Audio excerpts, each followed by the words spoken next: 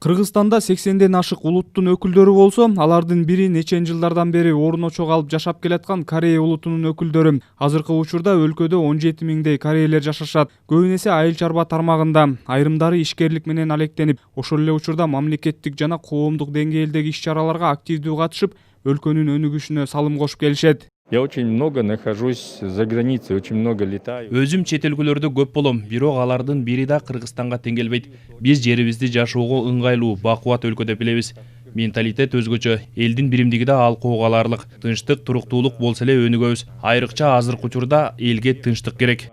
Бирдиктүү эл, өнүккөн өлкө аталышындагы форумга ондогон улуттардын диаспора өкүлдөрү келип, иш-чарада элдердин ынтымагы тууралуу кеңири сөз болду. Негизги максат улуттар аралык мамиле маселесинде орун алган каталардан сабак алып, алдыда элдердин биримдигин бекемдөө. Жаңы иштелип чыккан концепцияда кыргыз жараны деген иденттүүлүктү калктын калың катмарына сиңирүү негизги милдет. Кыргыз жараны деген сезимге келиш керек.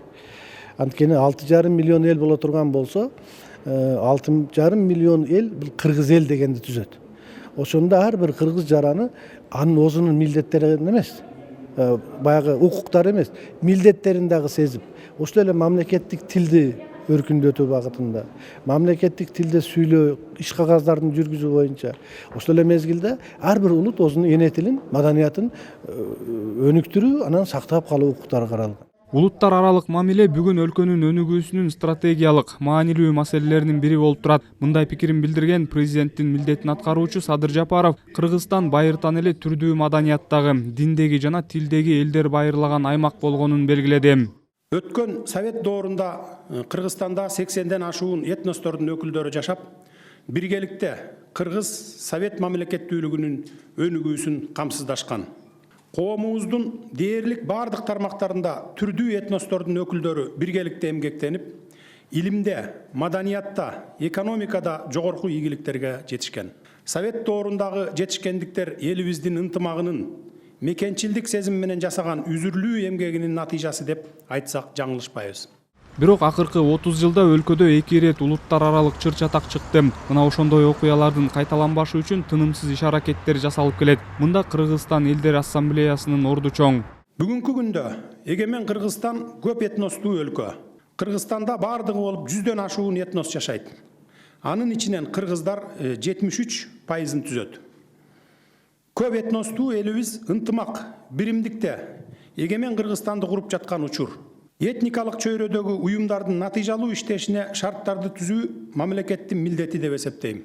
Ушуга байланыштуу этникалык коомчулуктардын бирикмеси Кыргызстан Калкы Ассамблеясынын статусун кайрадан Кыргыз Республикасынын президентинин патронажына кайтаруу жөнүндө жарлыкка кол койдум. Кыргызстан элдер ассамблеясынын ишмердигин мыйзам менен бекемдеп берүү алар өткөргөн иш-чаралардын натыйжалуулугун арттырмак деген пикирлер арбын. Эл арасында түшүндүрүү иштерин мына Кыргызстандагы тынчтык үчүн, биримдик үчүн, ынтымак үчүн деп такай иш жүргүзүлөт. Коомдук жыйындар өтүп турат.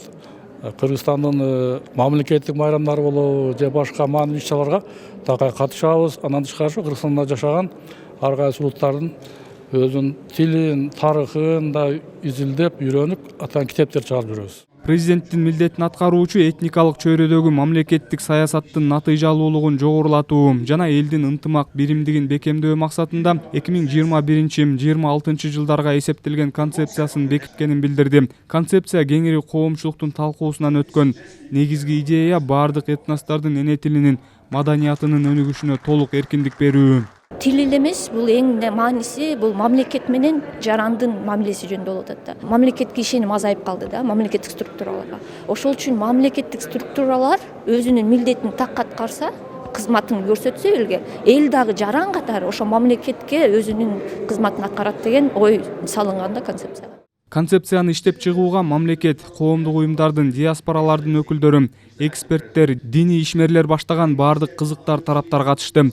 Этностук баалуулуктар маданиятты байытууга, өлкөнү ар тараптуу өнүктүрүүгө мүмкүнчүлүк берет.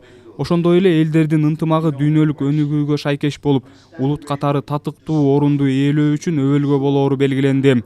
Самат Асипов, Бекжан Токтосунов, Ала Тоо 24.